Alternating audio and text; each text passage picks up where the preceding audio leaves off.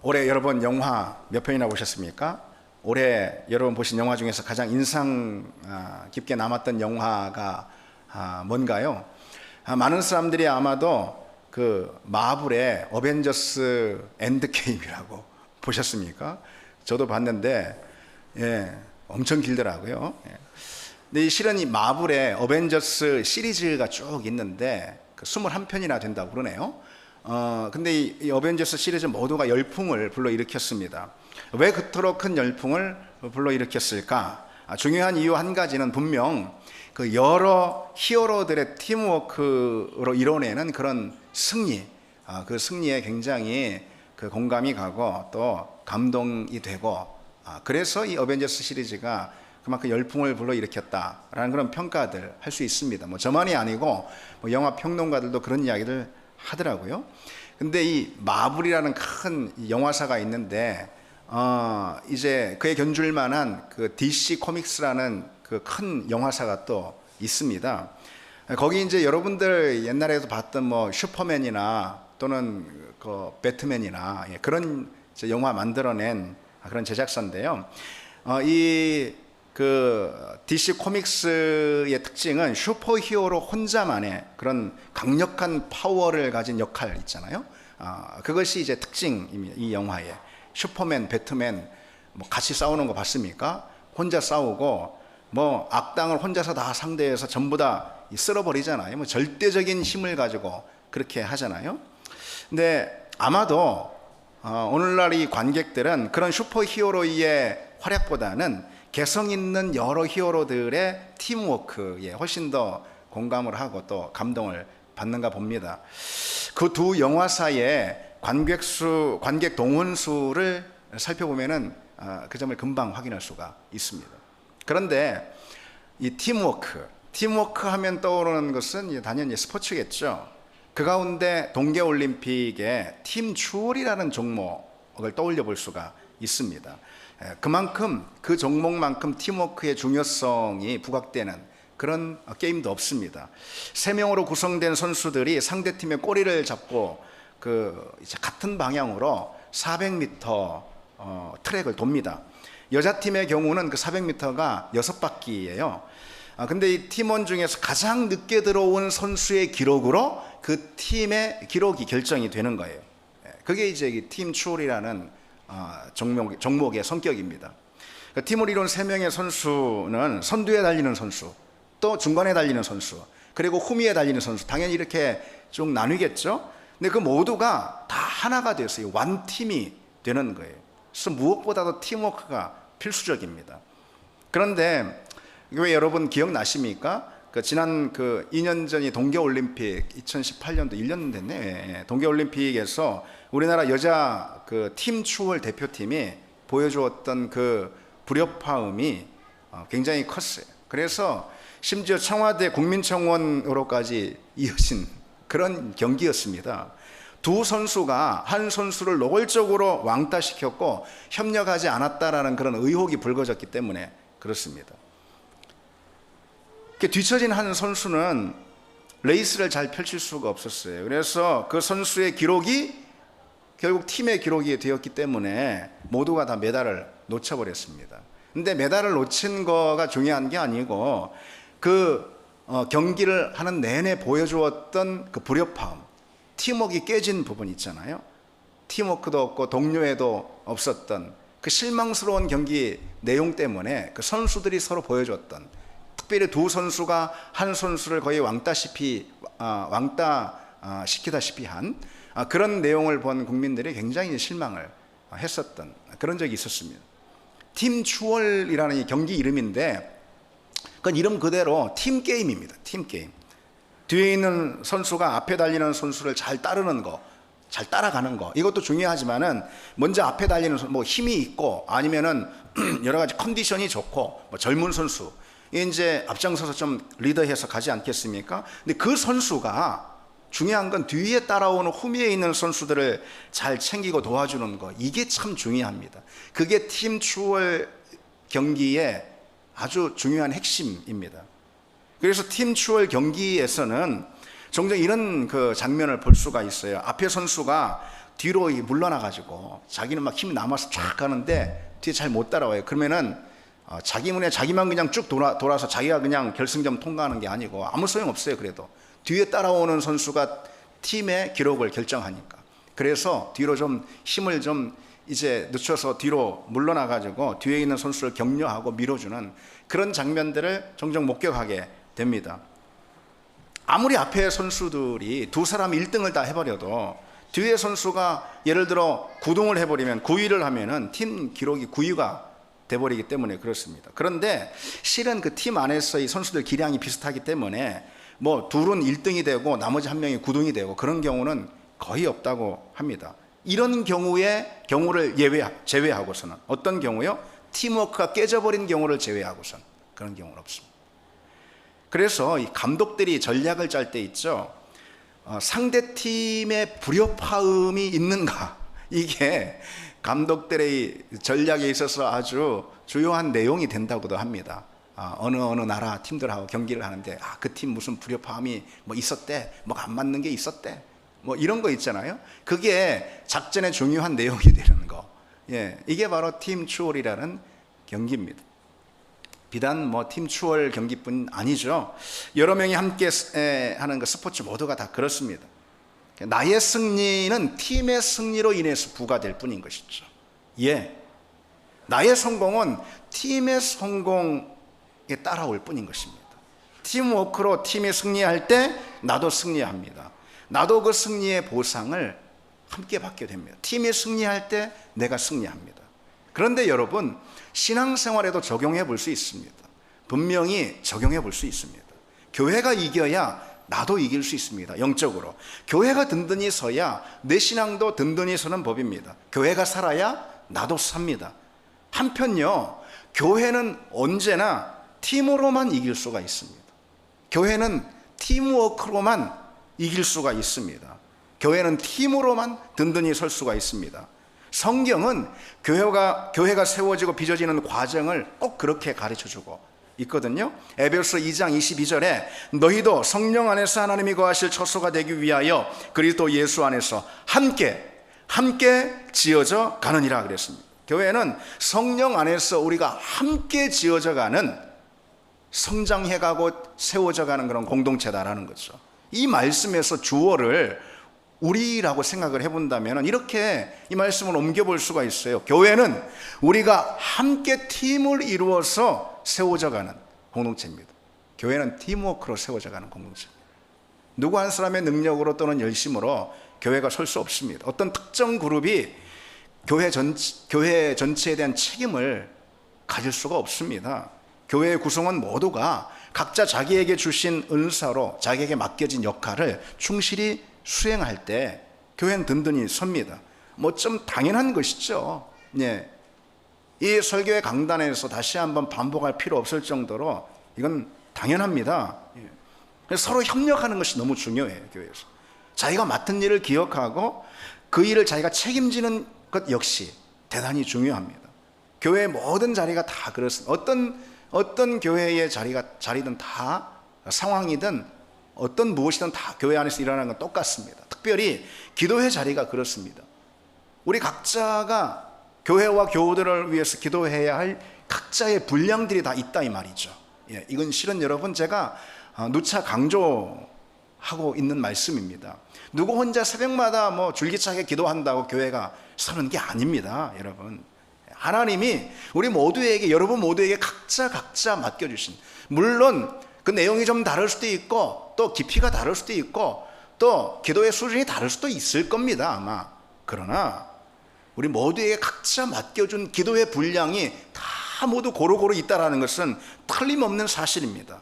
그것을 모두 각자 채워갈 때 우리 교회는 온전히 하나님의 집으로 세워진다는 거죠. 그럴 때 사단의 공격을 막아낼 수 있는 영적 성벽으로 우리 교회가 세워지게 됩니다. 교회를 위한 봉사의 자리도 여러분 마찬가지예요. 기도뿐 아니라. 그래서 어느 교회는 몇몇 사람들이 동분서주하면서 교회 거의 모든 일들을 도맡아 하는 그런 경우를 볼 수가 있습니다.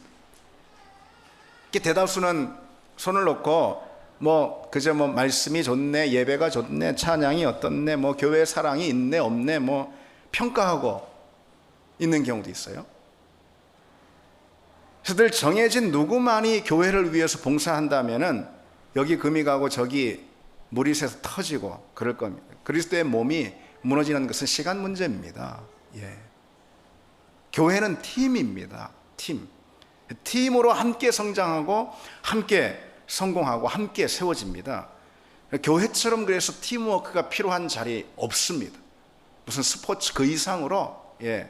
요즘은 뭐 회사에서도 기업에서도 팀워크 얘기 나누지 어제 오늘 이야기가 아니잖아요. 그런데 교회만큼 팀워크가 필요한 자리도 없습니다. 그래서 그 교회 건강도를 체크할 때 이 질문이 단연 앞서야 할 것 틀림없습니다. 어떤 질문요? 그 교회는 팀워크가 좋은가? 우리 교회는 팀워크가 있는가? 그렇다면 여러분, 팀워크라는 것은 무엇으로 만들어질까요? 우리 교회는 팀워크가 있는가? 그 팀워크라는 것은 무엇으로 만들어질까요? 우리가 오늘 두 가지만 좀 생각해 보려고 합니다. 첫 번째로 공동의 목적과 비전에 헌신할 때 팀워크는 비로소 만들어집니다. 공동의 목적과 비전에 헌신할 때입니다. 간혹 팀워크가 좋다라는 뜻을 팀원들 간에 사이가 좋다, 그런 걸로 오해하기도 하는데 가장 중요한 건 그게 아닙니다. 물론 사이가 좋고 그래서 화기애애한 분위기 만들어가는 것 당연히 중요한 거겠지만은 팀워크의 우선적인 요소는 그보다도 공동의 목적에 모두가 헌신하는 태도입니다. 그게 팀워크를 만들어냅니다. 그러려면은 팀에게 주어진 공동의 목적과 비전이 무엇인지 먼저 알아야 되겠죠? 그죠? 그걸 공유해야 할 것입니다. 유명한 경영 컨설턴트, 저보다 여러분들이 더 잘 아실 거 아니겠어요? 켄 블랜차드라는 사람이 팀워크 향상의 비결로 4가지를 꼽고 있는데 그중 단연 가장 중요하고 우선적으로 꼽는 거 이겁니다. 목적의식과 가치와 목표를 공유하라. 목적의식과 가치와 목표를 공유하라.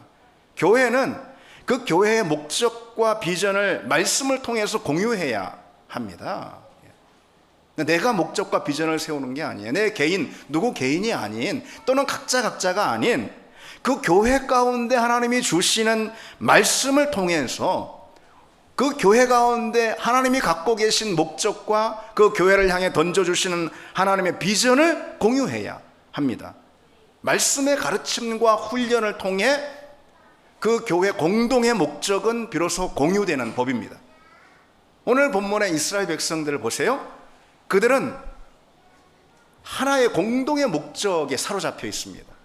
이거는 목적을 가졌다라고 말하기보다도 그 목적에 사로잡혔다라고 표현하는 것이 오히려 옳을 수 있습니다. 그런 이들이 생사를 가르는 전쟁터 가운데 이들이 서 있지 않습니까? 그 목적에 붙들려 있어요. 무엇을 통해서요? 하나님의 말씀을 들었기 때문에 그렇습니다. 그 말씀을 통해 함께 목적을 공유하고 그것을 헌신하고 있습니다. 여리고성을 무너뜨리라, 하나님 말씀하셨잖아요. 여리고성을 무너뜨리라. 그 하나님의 말씀에 대한 순종, 그것이 이들의 공동의 목적입니다. 가나안을 정복하라. 여기 애굽도 너희 땅이 아니고 광야도 너희 삶의 터전이 아니고 가나안 땅이다. 가나안을 정복하라. 그것이 이들의 비전입니다. 공동의 목적과 가치 그리고 비전입니다. 모든 이스라엘 백성들은 그 하나님의 말씀을 통해서 그 비전을 붙들고 사로잡혀 있습니다. 여리고성이 어떻게 무너졌는가? 여러분, 어떻게 무너졌습니까? 그 한 목적에 헌신하는 이스라엘 백성들의 팀워크로 무너진 것입니다.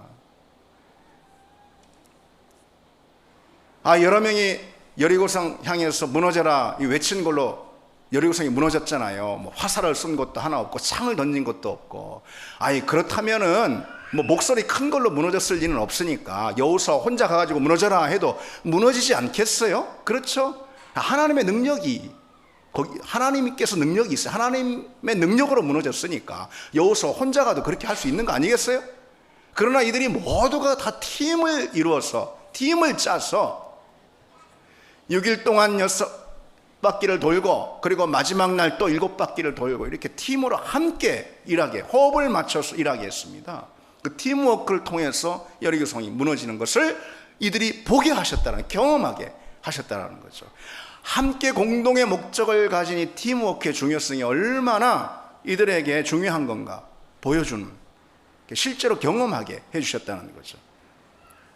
여리고성 공략이라는 이 목적의식이 좀 흐릿했다면 이들에게 어땠을까요? 가나안 정복이라는 비전을 서로 공유하지 않았다면 어땠을까요?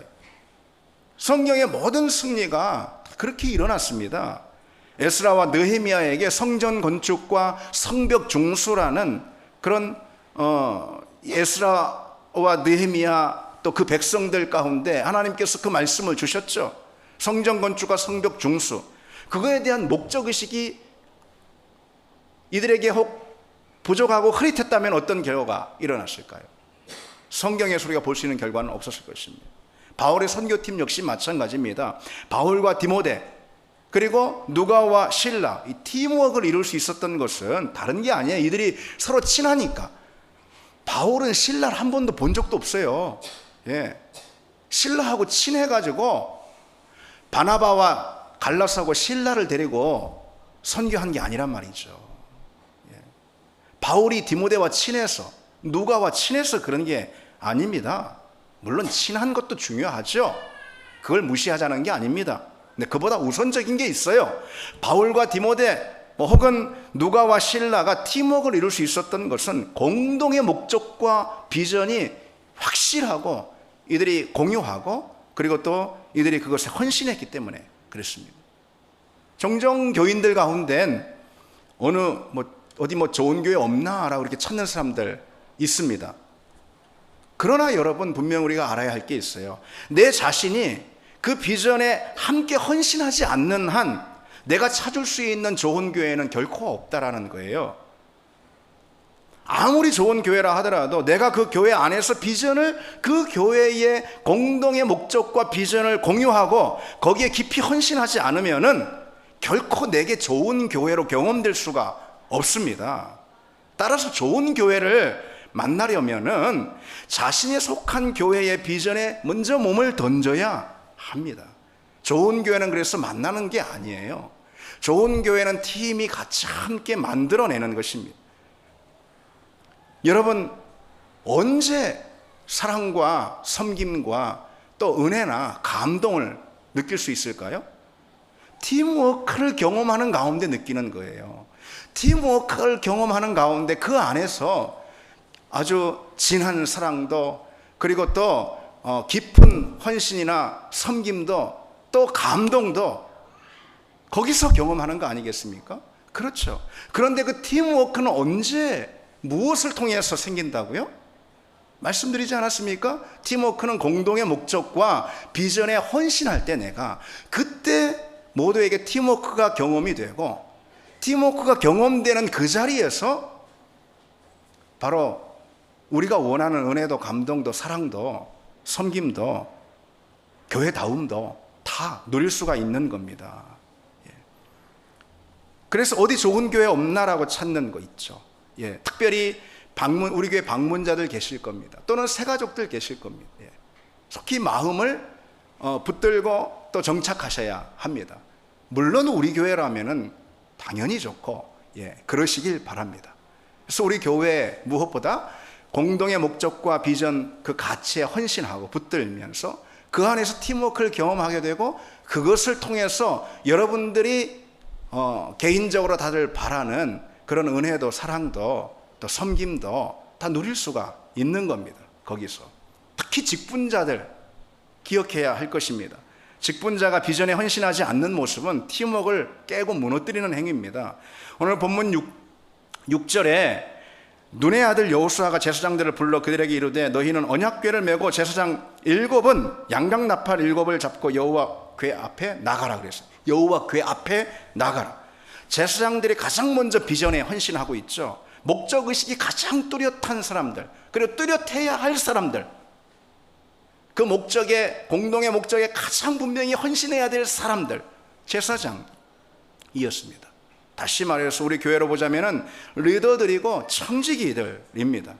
교회의 비전에 함께하지 않거나 그 뜻에 협력하지 않으면 결코 같은 팀이 될 수 없습니다. 그러면 누가 그 공동체의 비전에 헌신하게 될까요? 그럼 누가 그 공동체의 비전을 붙들게 될까요? 어떤 사람이 자신이 속해 있는 공동체를 사랑하고 그 공동체의 가치를 인정하는 사람이 실은 비전에도 헌신하게 됩니다. 예. 그 거꾸로도 일어나지만은, 예. 그러니까 그 공동체의 우리 교회라 말하자면은 우리 교회의 비전과 목적에 헌신할 때 우리 교회의 가치를 인정하게 되기도 하지만은, 예, 우리 교회의 가치를 인정하고 우리 교회에 하나님의 교회고 하나님이 진정 세우시고 하나님이 진정 이끄시고 주장하시는 교회라는 그 가치를 인정하고 우리 교회를 깊이 사랑할 때, 그럴 때 또 우리 교회의 목적과 비전에 헌신하게도 된다는 것이죠. 여러분, 우리 교회를 한번 보십시오. 올해 정말 큰 일들이 있었어요. 큰일 하니까 무슨 뭐 큰일 났다 할 때 큰일 그런 게 아니고, 예. 우리 교회에 하나님이 주신 큰 기적의 역사들이 올해 있었습니다. 내년에는 더 크게 있을 것입니다. 더 크게 있을 줄 믿습니다. 우리가 다 예상하지 못한 일들이었어요. 올 한 해 또 계획하지도 않았던 일이었습니다.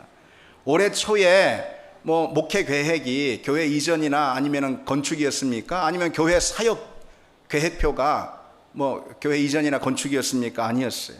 아예 알지도 못했어요. 상상도 못했어요.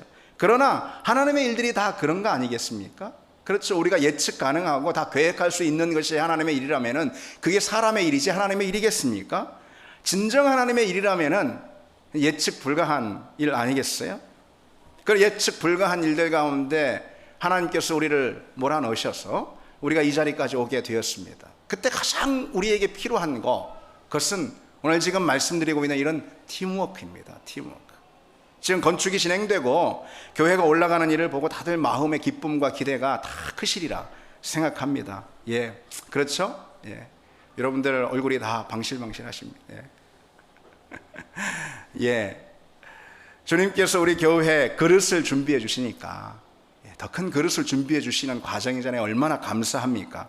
그릇을 만드는 일, 다시 말해서 이 물리적인 그릇, 예배당 그리고 또 교회 여러 처소, 이 성전을 건축하는 이 그릇을 만드는 지금 이 과정이 우리 모두가 함께 헌신해야 하는 목적과 공동의 목적과 교회 비전임은 의심할 나위가 없습니다.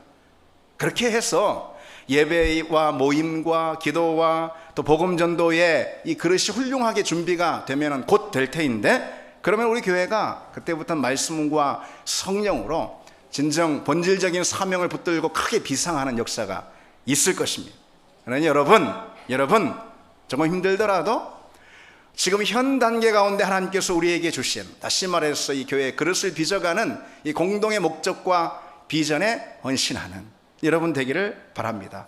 기쁘게 하시는 여러분 되기를 바랍니다. 한 가지 더 생각해 보겠습니다. 팀워크는 무엇으로 만들어지는가? 우리가 생각해 보잖아요. 그것은 먼저 공동의 목적과 비전에 헌신해야 된다 그랬잖아요. 또 다른 하나는 서로에 대한 깊은 유대감이 이 팀워크를 이뤄냅니다. 오늘 본문의 이스라엘 백성들 한번 떠올려 보십시오. 깊은 유대감을 어떻게 안 가질 수 있을까요? 적이 앞에 있어요. 전쟁터에 지금 전선에 서 있습니다. 지금 근데 우리는 같은 편, 이스라엘 같은 편이에요. 같은 편끼리 얼마나 큰 유대감이 생겼을까요? 그렇죠? 유대감은 서로 밀접하게 연결되어 있다라는 그런 느낌을 말하는 거잖아요. 서로 밀접하게 연결되어 있다. 예. 옆 사람의 실패는 그래서 나의 실패가 되고, 옆 사람이 죽으면 나도 죽어요. 옆 사람이 살아야 나도 살아요. 그렇죠? 이게 유대감 아니겠습니까? 그것은 강한 유대감을 일으켰을 거예요. 이스라엘 백성들에게. 그 유대감이 팀워크를 만들어냈고 결국 승리하게 한 겁니다. 유대감에 대해서 그래서 오늘 두 가지만 좀 나눠서 생각해 보려고 합니다. 유대감은 무엇으로 강화될까? 또 유대감은 무엇으로 약화될까? 예. 먼저 여러분, 유대감은 무엇을 통해서 강화가 될까요? 그래서 뭐 여러 가지가 있을 수 있겠지만은 이 시간 생각해 보자 하는 것은 바로 신의입니다. 신의. 유대감은 서로에 대한 깊은 신의로부터 나오고 또 강화가 됩니다. 우리는 서로에 대한 신의를 지켜야 합니다. 어떤 어려움 속에서도, 또 우리가 어떤 광야의 자리 가운데 있다 하더라도 서로 함께 할 것이라는, 반드시 우리가 어느 자리에 있든 서로 함께 할 것은 틀림없다라는 이 사실, 예, 그것을 붙드는 믿음이 있어야지 되지 않겠습니까? 그걸 가리켜서 신의라고 할 수 있습니다. 그런 신의만이 결속을, 팀의, 교회의 결속을 가져오는 것이고 팀워크가 무너지지 않게 합니다. 신의가 없는데 어떻게 공동체의 결속을 바랄 수가 있을까요? 그래서 우리는 신의를 목숨처럼 여겨야 합니다. 전쟁터 나간 군인들 얘기가 아닙니다. 신의를 목숨처럼 여겨야 합니다. 처음부터 신의가 없다면 그건 관계가 아예 시작될 수가 없습니다. 중도의 신의를 잃어버리면 나머지 여정을 함께 할 수가 없습니다. 끝에 신의를 잃어버리면 앞전의 모든 것을 같이 다 잃어버리는 겁니다. 구약 성경 룻기 있죠, 여러분? 룻기의 이야기는 시어머니 나오미에 대한 며느리 룻의 신의를 그려주고 있는 그런 책입니다. 사사 시대에 유대 땅에 큰 기근이 들었단 말이죠. 기근이 너무 심해가지고 엘리멜렉이라는 이 유대인이 그의 아내 나오미 그리고 그의 두 아들 말론과 기론을 데리고 고향 유대를 떠납니다. 그리고 이방 땅인 모압으로 이주해 삽니다. 그러다가 이 엘리멜렉이 그만 죽었어요. 그래서 나오미와 어린 두 아들만 남게 되었어요. 나오미는 그 시련을 이겨내고 낯선 이국 땅에서 두 아들을 장성하게 키워서 결혼까지 시켰습니다. 그래서 며느리를 받았는데 모두가 모압 여인들이에요. 그래서 이 큰아들 말론에게는 오르바라는 여인을 며느리로, 그리고 작은 아들 기련에게는 룻이라는 우리가 알고 있는 그 며느리를 이제 줍니다. 근데 결혼을 한 10년쯤 살다가 그들에게 또다시 비극이 닥쳤는데 두 아들이 다 죽은 거예요. 그래서 여자 셋만 남게 돼요. 그 당시 이 고대 사회에 여자 셋만 남게 된 거, 참 이것은 앞이 암담한 그런 일인 거죠. 살 길이 막막해서 결국 이 시어머니 나오미는 고향 땅으로 다시 유대 땅으로 돌아가기로 결심합니다. 그런데 자기와 함께 청산과부가 된 두 며느리 있죠, 오르바와 룻. 걱정이 되죠. 너희들은 모압이 고향이니 그저 여기 남고 나만 보내렴, 나 혼자 가겠다, 그렇게 말합니다.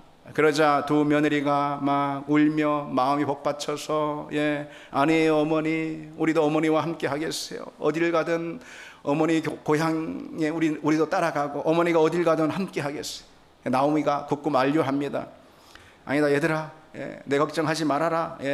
너희 행복을 각각 찾아가라. 나를 따라 나서면 너희들도 불행해진다. 나는 참 복이 없는 사람이야. 남편도 잃고 자식도 잃고 난 참 복이 없는 사람 같아. 그러니 너희들도 나를 따르면은 불행해져. 그러니 너희들은 너희 길을 가라. 그러자 이제 큰 며느리 오르바가 떠납니다. 그런데 둘째 며느리 룻은 있잖아요. 계속해서 시어머니 이 나오미를 부둥켜 안고 놓아주지 않는 거예요. 성경에 그 대목이 룻기에 나옵니다. 제게 어머니를 떠나라, 집으로 돌아가라 하지 마십시오. 어머니가 가시는 곳으로 저도 가고 어머니가 사시는 곳에 저도 살겠습니다. 어머니의 백성이 저의 백성이 되고 어머니의 하나님이 저의 하나님이 될 것입니다. 어머니와 함께 살다 어머니가 죽으면 그곳에 저도 함께 묻히겠습니다. 그런 거예요. 여러분, 당신이 어디에 있든 내가 항상 거기 함께 하겠습니다. 거기가 광야든 절벽이든 큰 파도가 몰아치는 곳이든 삭막한 곳이든 지치고 힘든 곳이든 당신이 낭망에 쓰러진 곳이든 어디든 내가 그 자리에 있는 것, 그 사실만큼은 틀림없으니 힘내세요. 이런 거 아니겠습니까? 우리에게 함께 닥친 이 불행의 결과에 대해서는 나도 어쩔 수가 없는 거지만 그러나 그 불행의 자리에서 내가 당신과 함께 할 것, 이것만큼은 틀림없는 사실입니다. 룻이 그런 것이죠. 사실 룻이 시어머니 나오미와 동행하지 않아도 될 이유가 많았어요. 이제 동서 언니도 떠났잖아요. 자기가 다 부양해야 되잖아요. 얼마나 막막해요, 늙은 시어머니를. 낯선 땅에 가게 될 거잖아요. 근데 시어머니에게는 거기가 고향이고 나한테는 완전 낯선 이방 땅, 유대 땅이잖아요. 유대 땅에 가면은 오늘날로 말하자면 인종차별이 극심했거든요. 룻은 그런 이유를 들면 얼마든지 들 수가 있었을 거예요. 근데 다 물리치고 나오미와 신의를 끝까지 지킵니다. 그 신의가 두 사람을 깊이 결속시켰음은 당연한 것이죠. 룻은 그런 신의를 보였기 때문에 하나님으로부터 나중에 그의 후손 가운데 다윗을 출생하는 그런 선물을 얻게 됩니다. 유대감을 강화시키는 것은 신의입니다. 유대감을 약화시키는 것이 있다면 어떤 것일까요? 좀 이게 다른 차원에서 보는 것입니다. 이해해 보는 것입니다. 언제 유대감, 다시 말해서 결속을 잃게 될까요? 그것은요, 생각보다 아주 단순한 거예요. 예. 스스로 나를 주변화시키기 때문에 그런 것입니다. 제가 이 표현을 어렵게 해서 그렇지 이런 거예요, 여러분. 교회를 생각해 보세요. 목장 모임에 전혀 관심이 없어요. 새가족 등록을 하고 한참이 됐는데 목장 모임에 관심이 없어요. 예, 뭐 누구 찔리라고 그러는 거 아니니까, 여러분. 제발 이런 거에 찔리지 마십시오. 이런 말 하면 더 찔려. 예. 근데 관심이 없는 그런 사람이에요. 자신을 스스로 교회로부터 주변화시키는 겁니다. 여러 사역팀들이 다 있는데 조금만 관심을 갖고 조금만 헌신하면은 참여해서 할 수가 있는데, 그리고 더 큰 은혜들을, 기쁨들을 누릴 수가 있는데, 근데 거기는 너무 소홀한 거예요. 아예 관심이 없어요. 그런 사람은 자신을 스스로 교회로부터 주변화시키는 사람입니다. 그 안에 함께 뛰어들어야 하거든요. 소속돼야지 합니다. 그래서 여러분, 모임에 자꾸 나와야 하는 거예요. 교회는 자꾸 모여야 하는 것입니다. 여러분, 초대교회는 매일같이 모였다고 그랬잖아요.